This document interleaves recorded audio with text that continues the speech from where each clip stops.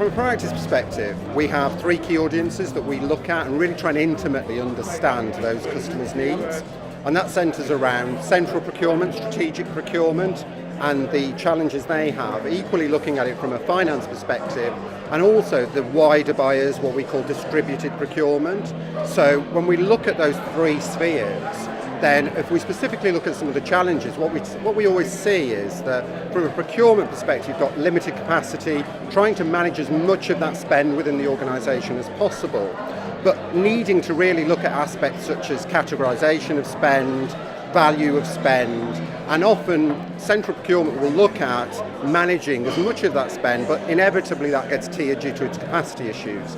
That then leads on to the wider buyers who have an onus to try and A, buy from on-contract spend that's negotiated by procurement, and also B, have a more guided buying experience to specific suppliers that are preferred suppliers and have had basically spend contracts negotiated through procurement. Ultimately, PO compliance is a major element there. So when we talk about the challenges in those three areas of central procurement, distributed procurement, and accounts payable, then what we ultimately see is elements such as PO compliance coming to the fore, which are shared challenges across procurement and across finance and accounts payable, because procurement want to see on-contract spend driven with PO compliance first time. Finance equally want to see commitment accounting and the ability to basically manage that spend, accrue, understand the working capital positions that sit around that. So when we talk about the challenges from a Proactis perspective, it's understanding discreetly that yes, we have central procurement,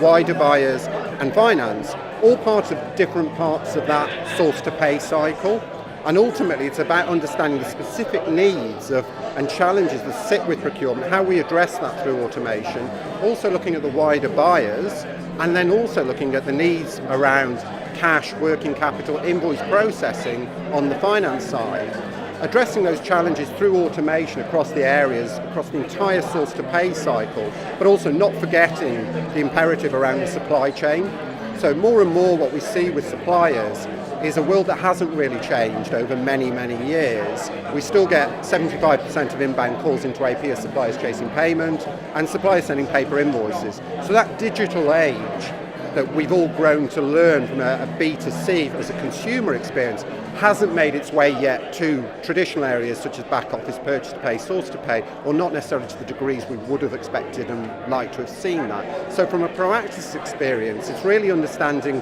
where are our customers today, what journey are we taking them on,